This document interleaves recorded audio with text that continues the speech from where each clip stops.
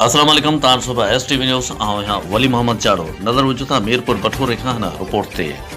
नाज़रीन सूफ़ी शाह इनायत शहीद press club Mirpur बठोरो जो इजलास साल 2022 लाइ अहदेदार चूंडिया विया। इन सिलसिले में सूफ़ी शाह इनायत प्रेस क्लब मीरपुर बठोरो जो अहम इजलास थी गुज़रियो, जंहिंमें सभिनी मेंबरनि शिरकत कई ऐं मुतफ़िक़ा तौर ते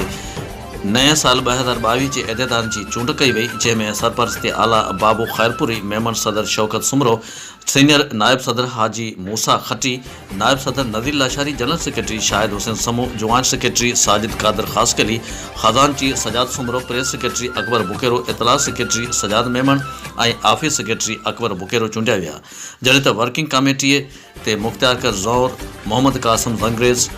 अब्दुल कादर खासकली, गुलबहार ॾेथो ऐं अदनान समूह चूंडिया विया।